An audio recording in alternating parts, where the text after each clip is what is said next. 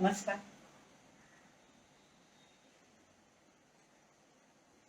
Good morning, शुभ प्रभात। कल थोड़ा थोड़ा सा मेरा ही जरा सा बाहर जाना था, so I couldn't take yesterday's class. Last minute पे मैंने वो डाला था रात को कि I won't be able to take live योग अभ्यास, तो इसके लिए सॉरी कह रही हूँ। तो आज का अभ्यास यानी बीइंग सैटरडे, तो साधना पाद, पातंजल योग सूत्र जो है, 4 अलग अलग पाद है उसमें। तो हमने समाधि पाद करके देखा, तो अभी जो है सेकंड साधना पाद, तो हमें योग का अभ्यास कैसे करना है, हाँ, तो वो उसके बारे में है। साधना पाद, उस पर मैं बात कर रही हूँ। पातंजल सूत्र बहुत ही इम्पोर्टेंट सेकंड जो ये पार्ट है पातंजल सूत्र का, बहुत ही इम्पोर्टेंट है for us as a common man. कैसे हम लोग ये समाधि तक जा सकते हैं। जो पहले हमने देखा था समाधि अवस्था यानी सॉरी समाधि पाद, कि उसमें अलग अलग प्रकार की हमने ये देखी थी लास्ट इसमें, कि कैसे मन को स्थिरता दे सकते हैं, कैसे मन को थोड़ा स्टेबिलिटी दे सकते हैं, मन को शांत कैसे कर सकते हैं। सवितर्क, निर्वितर्क, सविचार, निर्विचार, सानंद, सास्मित, ऐसे अलग अलग बीज यानी कुछ ना कुछ चीज को पकड़ते हुए उस पर मेडिटेट करते हुए कैसे हम लोग समाधि अवस्था तक जा सकते हैं, कॉमन मैन, वो उन्होंने बताया था समाधि पाद।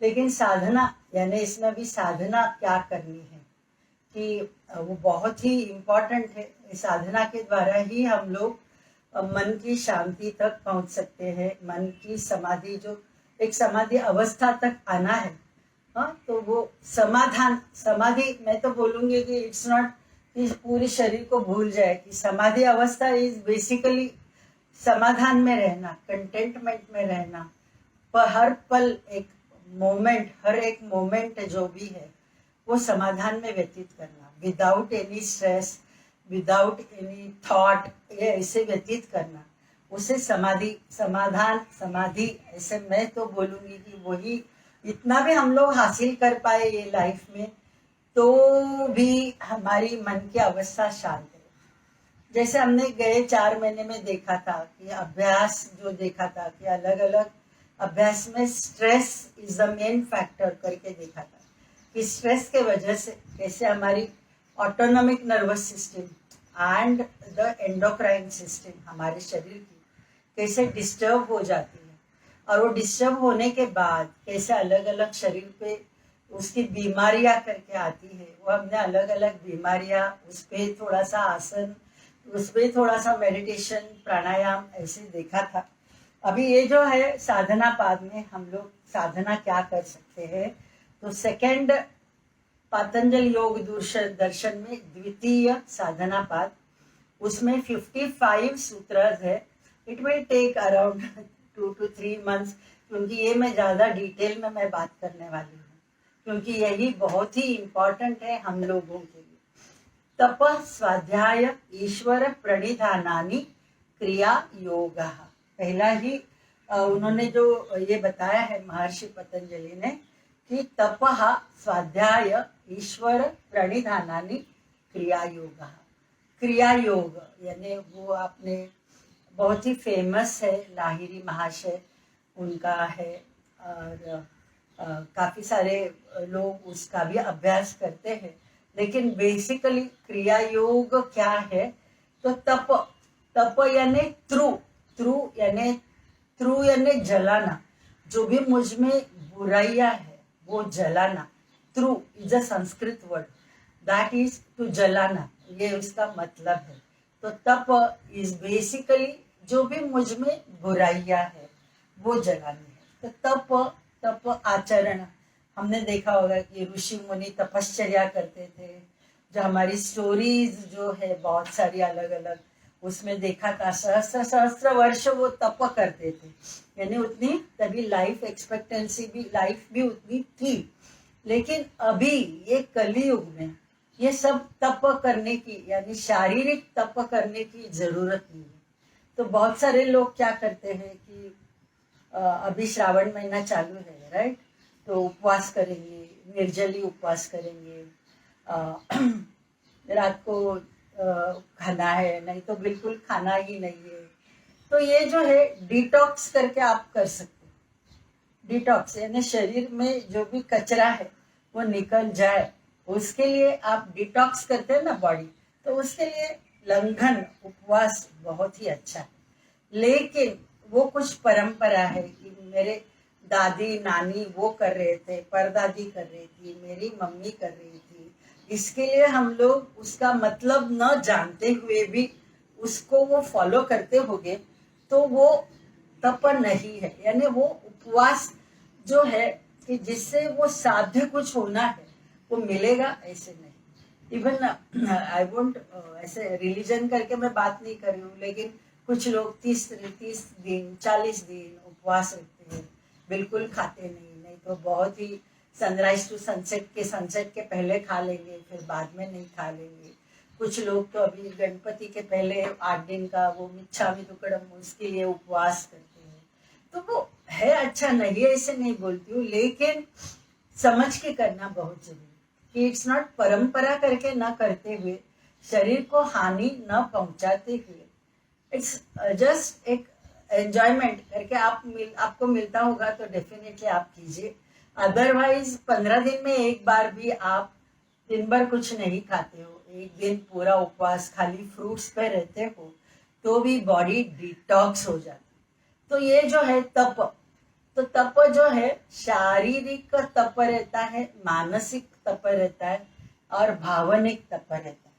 तो यानी कि शरीर के लेवल पे तप यानी थ्रू, तप यानी क्या कि इस प्रकार के फास्ट करते हुए कि 15 दिन में एक बार किया, 20 दिन में एक बार किया, और शरीर को आप अच्छा रख रहे हो।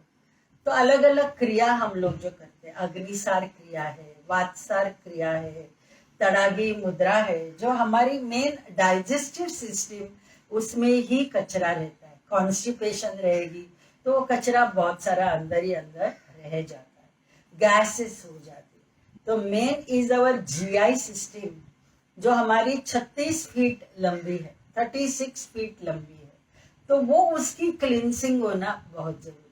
वो कैसे हो सकता है कि जो हम लोग रोज का अभ्यास करते हैं, आसन करते हैं कि जिधर अतड़ियों पे प्रेशर आती है, पवन मुक्तासन है, ट्विस्ट है, धनुरासन है, ये जो मैंने क्रिया बताई, अग्निसार, वातसार, तड़ागी मुद्रा जो हमने परसों की थी, तो ये जो है अलग अलग मुद्रा जिससे आप आपकी डाइजेस्टिव सिस्टम अच्छी रख सकते। फिर वमन, वमन जो है वमन करके करते कि नमक का पानी पी लिया एक 15 दिन में, एसिडिटी की जिन्हें प्रॉब्लम है, कफ की जिन्हें प्रॉब्लम है, अस्थमा की जिन्हें प्रॉब्लम है, कफ प्रकृति ज्यादा है, पित्त प्रकृति ज्यादा है, तो बीपी रहेगा तो डेफिनेटली नमक का पानी नहीं लेना है, प्लेन लूकवार्म वाटर विथ इनो वो ले सकते हैं।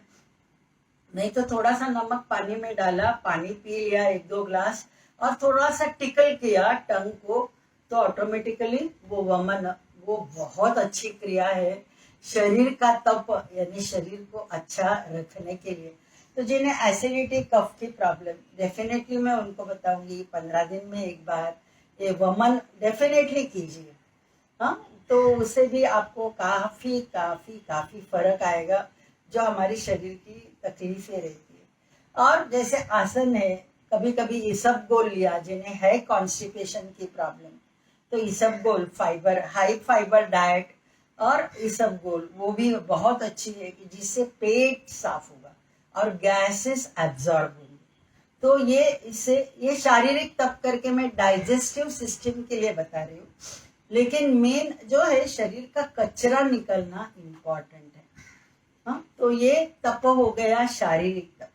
फिर आते हैं मानसिक और भावनिक लेवल पे तप का अभ्यास, यानी हमें क्या करना है। तो हमारे जो भी इमोशंस है, नेगेटिव इमोशंस है, उस पे पूरा हमारा कंट्रोल चाहिए। यानी छोटी छोटी बातों पे एंजाइटी हो जाती है हमारी, टेंशन लेते हैं, डर रहता है, भय रहता है, चिड़चिड़ होती है, एंजाइटी के वजह से थोड़ा फ्रस्ट्रेशन आ जाती है, कभी जेलसी रहती है कि उसको मिला मुझे नहीं मिला, मत्सर भाव रहता है, द्वेष रहता है। तो all these are the negative emotions. तो ये भावनिक लेवल पे तप, भावनिक लेवल पे थ्रू तप जलाना, यानी क्या है कि हमारी निगेटिव इमोशंस जो भी है वो हमारी कंट्रोल में चले।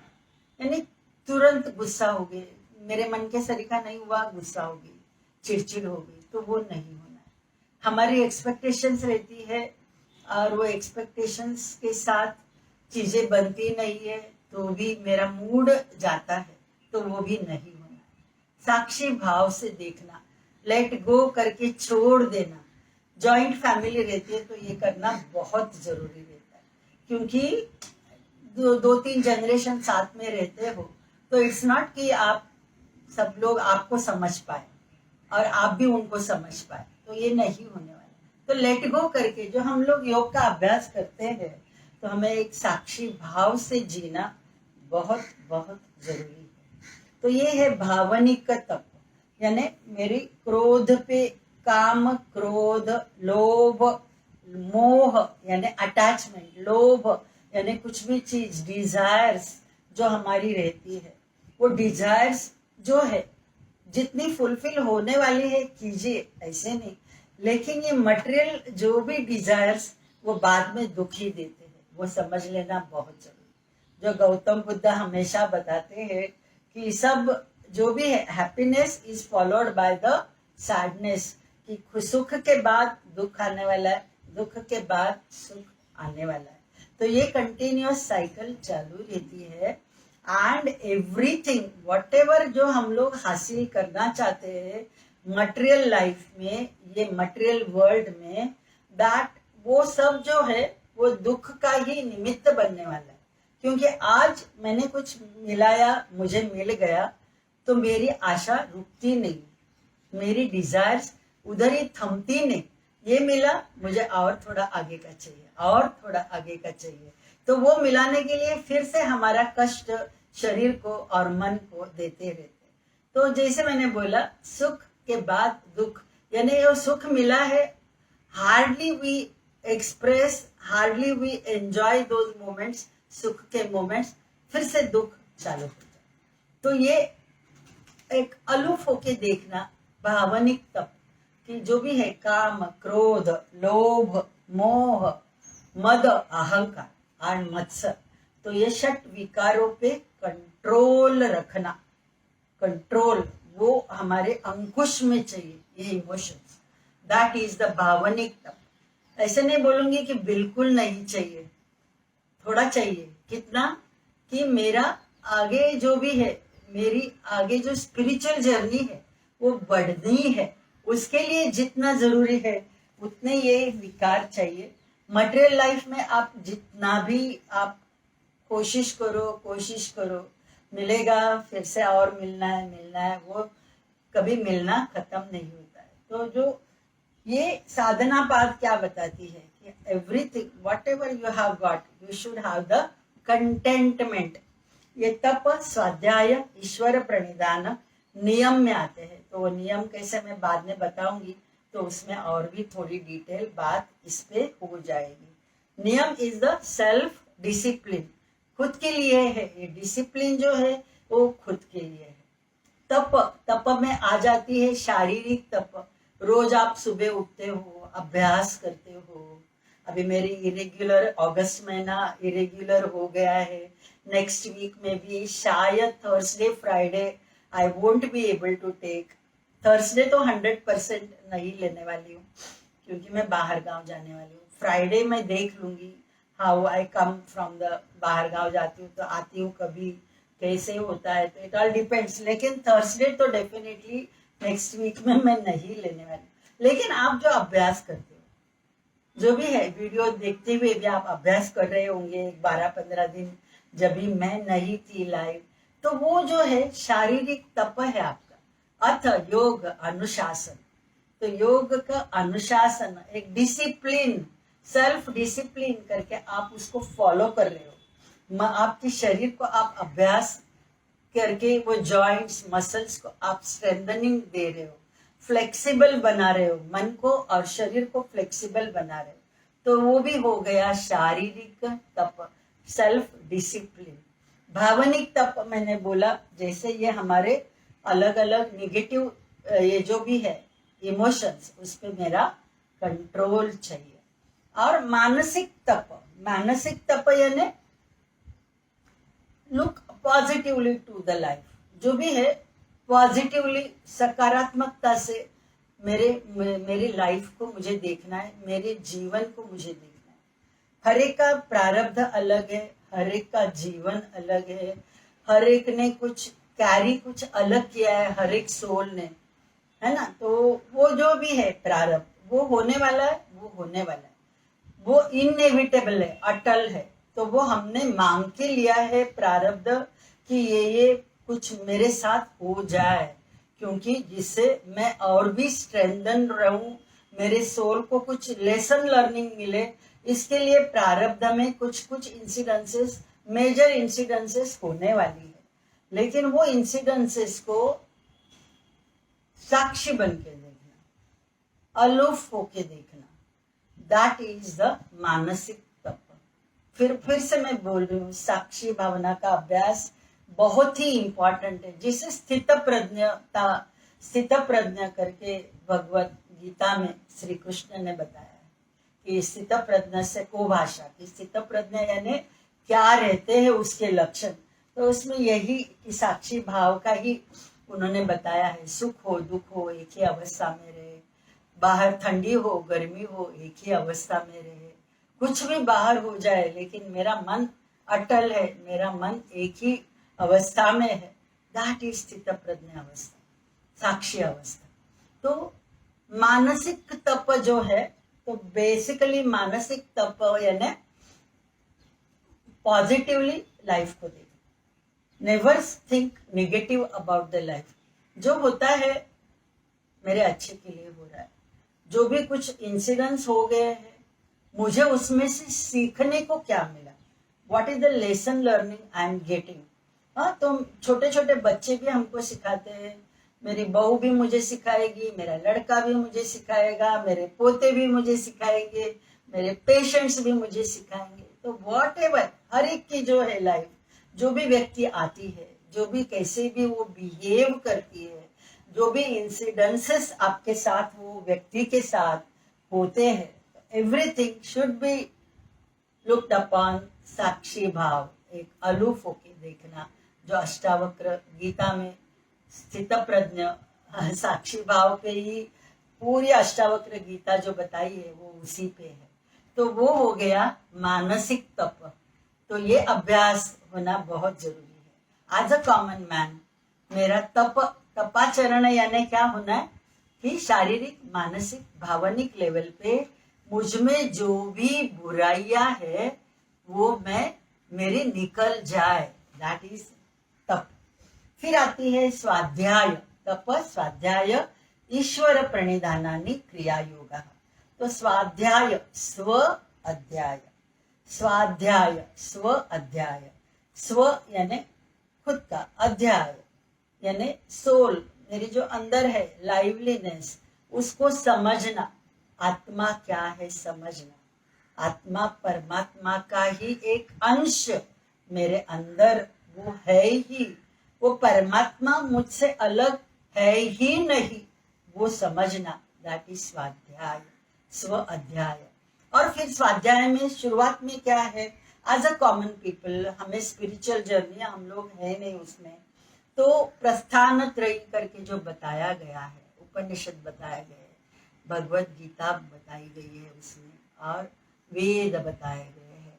तो Bhagavad Gita is very very easy, Upanishad थोड़ा समझने को थोड़ा डिफिकल्ट है, लेकिन भगवत गीता आप पढ़ते हो, उसके अर्थ के साथ पढ़ते हो, तो वो भी स्वाध्याय स्व अध्याय यानी कैसे हम लोग खुद को बदलते हैं, उस पे आत्मा पे भी बहुत सारे अध्याय है। सेकंड अध्याय तो उसी पे है, सांख्य योग करके जो है, अलग अलग यानी 18 अध्याय जो है पहले आती है कर्म योग, फिर आती है भक्ति योग, आगे के 6 अध्याय, और लास्ट के 6 अध्याय जो है ज्ञान योग। तो कर्म योग, भक्ति योग, ज्ञान योग, तीनों योगों का मिलाप भगवत गीता में है।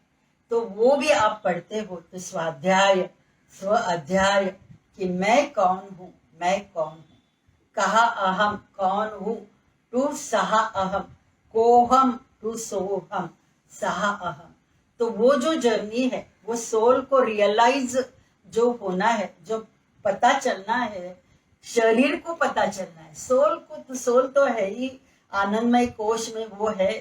मन और शरीर को जानना है कि अंदर की मेरी लाइवलीनेस क्या है, और उसके साथ रहना, दैट इज स्वाध्याय स्व अध्याय। हाँ, फिर आप स्पिरिचुअल बुक्स अलग अलग पढ़ सकते हो। आपकी स्पिरिचुअल जर्नी में आप आगे जाना चाहते हो तो अलग अलग प्रवचन रहते हैं। भगवत गीता पे भी बहुत सारे लोगों के प्रवचन है, मराठी में है, हिंदी में है, इंग्लिश में है। यूट्यूब पे जाओगे तो you will get an number of audios on that Bhagavad Gita, तो वो भी आप सुन सकते हो। आपके जो भी फेवरेट, जो भी सेंट्स उन्होंने बताया है, तो वो आप पढ़ सकते हो, आप वो सुन सकते हो। पढ़ना ज्यादा इम्पोर्टेंट है सुनने से। सुनने में कभी कभी मेरा ध्यान इधर उधर भटक जाता है, लेकिन जब भी मैं पढ़ती हूँ तो मेरी आंखें, टोटल कंसंट्रेशन मेरी वो पढ़ने में रहती। तो पढ़ना जो भी आपको अच्छा लगता हो। तो आजकल जरा पढ़ना कम हो गया है, सुनना ज्यादा हुआ है। तो what ever the way you feel, total concentration एक आधा घंटा खुद के लिए दीजिए, स्पिरिचुअल बुक्स पढ़िए। स्पिरिचुअल जर्नी में मुझे आगे बढ़ना है, स्वाध्याय। और तीसरा जो बता रहे हैं क्रिया योग में, ईश्वर प्रणिधान। ईश्वर यानी वो डिवाइन पावर, वो पहले हम लोग सगुण मूर्ति करके ही मानते हैं, लेकिन धीरे धीरे जैसे जैसे आत्मा का अभ्यास होने लगेगा तो वो धीरे धीरे सगुणता से निर्गुणता में आ जाए। हर एक की एक जर्नी अलग रहेगी। तो किसी को भी मैं कुछ बोलूंगी नहीं कि मूर्ति पूजा अच्छी नहीं, ऐसे तो मैं नहीं बताऊंगी। आपका विश्वास है तब तक मूर्ति पूजा, लेकिन उसके बाद जो भी है अंदर की जो पूजा होनी है, मानस पूजा, जब मानसिक पूजा की भावनिक पूजा, जो भी मुझ में बुराइयां है वो जलानी, दैट इज अ रियल पूजा, मानस पूजा। तो कुछ भी पूजा, ईश्वर यानी बेसिकली दैट डिवाइन पावर। प्रणिधान यानी निधान यानी उसके इस पर मत्था टेकना, उसको अर्पित करना, समर्पण करना। प्र यानी प्रकर्षाने समर्पण करणं ईश्वराला, त्याला ईश्वर प्रणिधान असं म्हटलंय। हाँ, तो ईश्वर प्रणिधान यानी जो भी मैं कर रही हूँ काम पूरे दिन में, वो मैं नहीं कर रही हूँ, वो ईश्वर, वो डिवाइन पावर मुझसे करवा रही है। I am just the medium, मैं खाली माध्यम हूँ, और मुझसे ये जो भी क्रियाएं है वो सुपर पावर, वो डिवाइन पावर करवा रही है।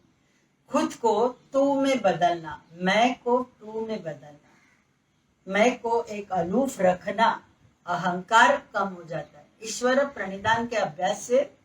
कि जो भी कर्म क्रिया मेरे हाथ से होती है, क्रिया, वो क्रिया ही हमें कर्म देती है। जो भी सकाम क्रिया रहेगी तो हमारे कर्म बन जाते हैं, हाँ, और निष्काम क्रिया रहेगी तो वो अकर्म बन जाता है। तो इट ऑल डिपेंड्स, धीरे धीरे मेरा जो भी है, मेरी जो भी सर्विस रहेगी, घर पे रहेगी कुछ भी क्रिया, बाहर रहेगी, विदाउट एनी एक्सपेक्टेशंस। माते संगोस्व कर्मणि कर्मण्ये वाधिकारस्ते मा फलेषु कदाचन। कर्म करना मेरा अधिकार है, क्रिया करना मेरा अधिकार है। मा फलेषु कदाचन, कुछ भी मैं क्रिया कर रही हूँ उसका फल अपेक्षा न रखते हुए, कुछ भी एक्सपेक्टेशंस न रखते हुए, असंग यानी साक्षी बन के, अलूफ होके मेरी क्रिया होनी है। जो भगवत गीता में भी भगवान श्री कृष्ण ने बताया है। तो ईश्वर प्रणिधान, ये जो अभ्यास है वो आज रोज रात को आप कर सकते। रोज रात को सोने के पहले जो भी हुआ है दिन भर वो याद करना है, और जिधर भी आपको लगता है आपने कुछ बुरा किया होगा, आपने कुछ बुरा कहा भी होगा, तो सॉरी कहिए। सामने वो व्यक्ति रहेगी तो उसको सॉरी कहिए, एंड जो भी हुआ है ईश्वर प्रणिधान, उसको ईश्वर को मैं समर्पित कर रहा हूँ, कर रही हूँ। तो जो भी है क्रिया वो मैं नहीं कर रही हूँ, लेकिन ईश्वर मुझसे करवा रहा है। मैं जस्ट माध्यम हूँ, मीडियम हूँ। ये मन में रखते हुए ईश्वर प्रणिधान का अभ्यास करते हैं तो धीरे धीरे हमारे जो भी कर्म बनते हैं वो निष्काम हो जाएंगे, और आप माफी मांगते हो। बस वो कर्म, जो भी कर्म का फल मिलने वाला था वो निकल गया। जैसे ही माफी मांगी, आपने कुछ भी बुरा किया होगा, माफी मांगी, सामने वाले को माफ किया, बस इमीडिएटली वो ब्लॉक निकल जाता है। तो ईश्वर प्रणिधान बहुत ही अच्छा टूल है, अच्छा एक माध्यम है जिससे आपकी क्रियमाण कर्म को आप अच्छे रख सकते हो। यानी क्रियमाण कर्म यानी ये जन्म में मुझसे होने वाले जो भी कर्म है, जो अभी तक के हुए, वो भी आप याद करते हुए, जिधर भी आपको लगता है कि मैं गलत था, मैंने किसी को फंसाया है, तो वो फंसाया होगा तो वो भी याद करते हुए, तो जो भी है आप याद करते हुए वो पीछे के कर्म भी ये जन्म के आप नलीफाई कर सकते हैं विथ ईश्वर प्रणिधान। तो ये ईश्वर प्रणिधान बहुत ही एक अच्छी टूल है, क्रिया योग।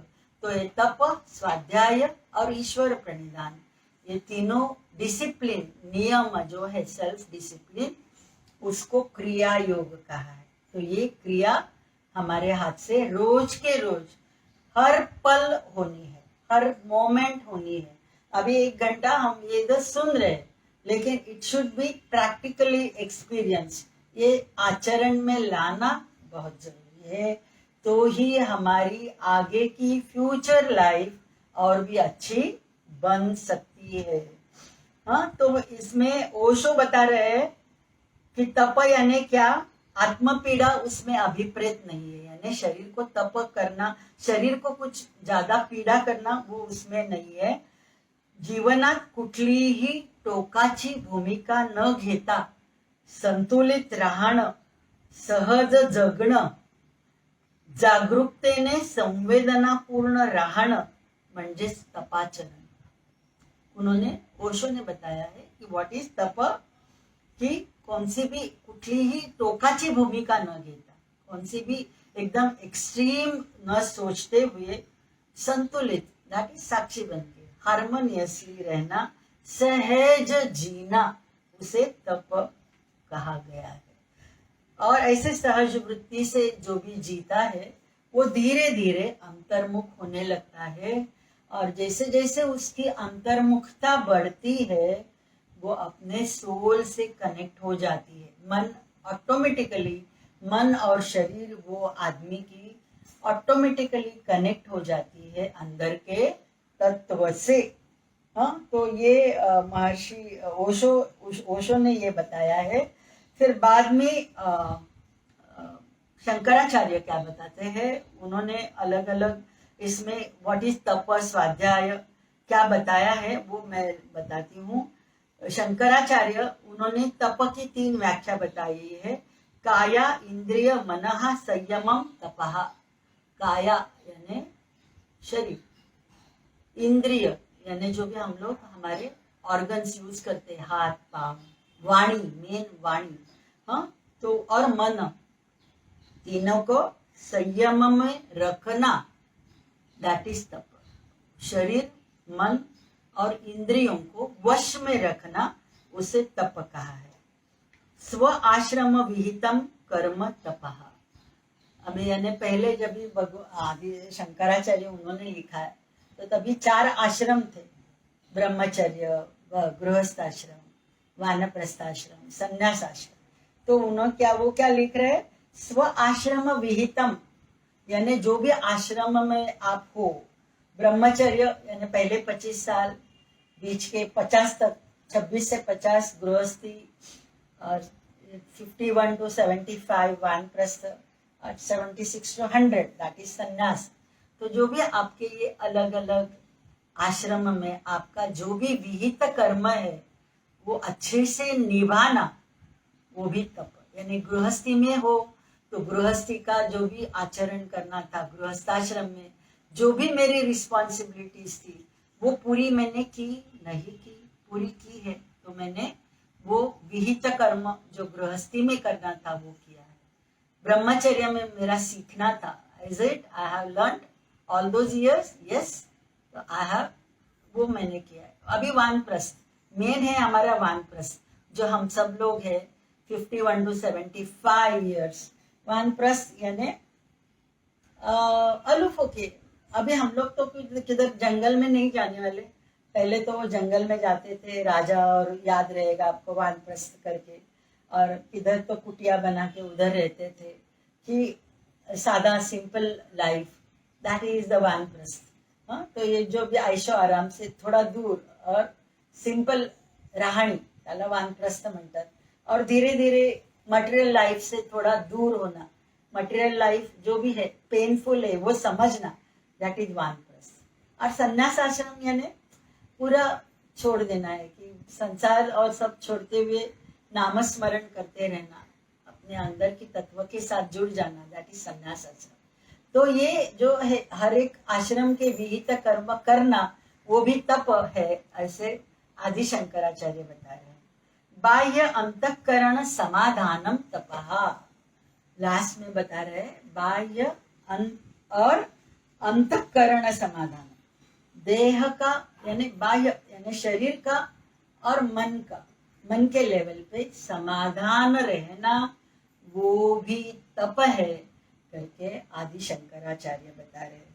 तो ये अलग अलग प्रकार से अलग अलग डेफिनेशंस बताए हैं जो हमने अभ्यास किया। आज पहला ही सूत्र देखा है, एंड बाद में आती है समाधि भावनार्थ क्लेश तनुकरणार्थश्च। ये क्यों करना है, सेकंड सूत्र में महर्षि पतंजलि बता रहे हैं, ये क्रिया योग का अभ्यास, तप, स्वाध्याय, ईश्वर प्रणिधान, ये अभ्यास क्यों करना है, समाधि भावनार्थ, कि धीरे धीरे समाधि अवस्था में आना है, साधक को आना है, एंड क्लेश तनु करणार्थश्च, यानी क्लेश कम करना, शरीर पे होने वाली जो भी क्लेश है, जो भी कष्ट है वो निवारण करना, उसके लिए ये तप, स्वाध्याय, ईश्वर प्रणिधान, ये तीनों का अभ्यास करना जरूरी है, ऐसे महर्षि पतंजलि बता रहे हैं। तो ईश्वर प्रणिधान में बेसिकली जैसे मैंने बताया जो भी है मेरी रोज की क्रिया वो करवा रही है, मैं खाली माध्यम हूँ, तो धीरे धीरे अहंकार कम होते जाएगा।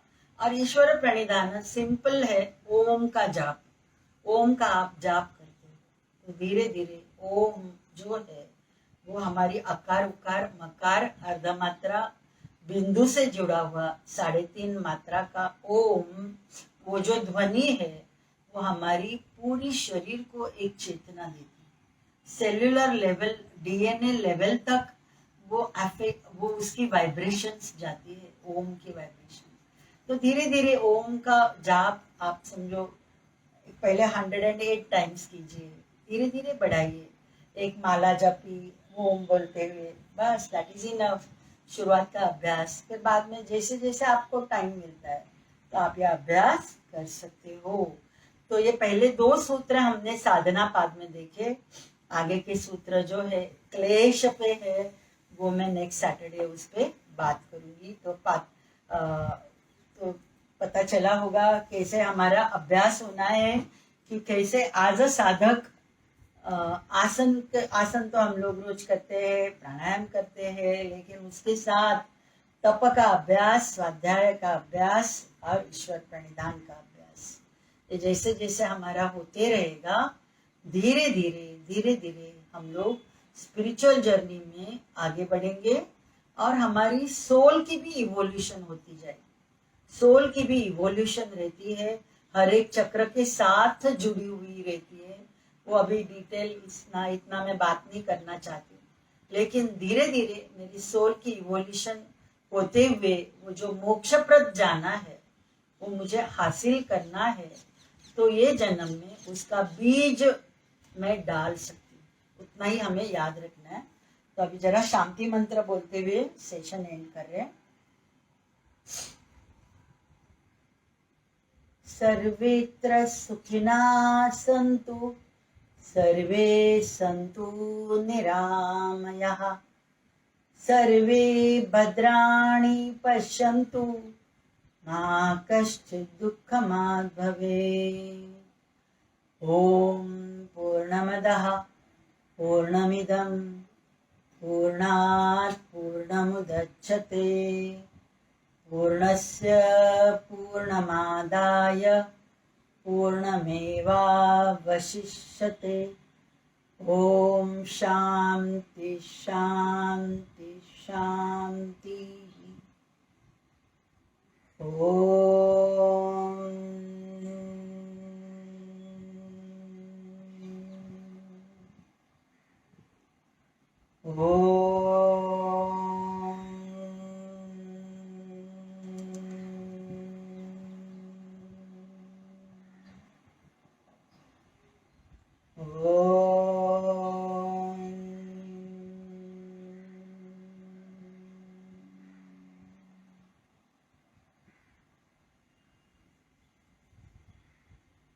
धन्यवाद। मंडे मिलेंगे as usual 7 o'clock। Thank you.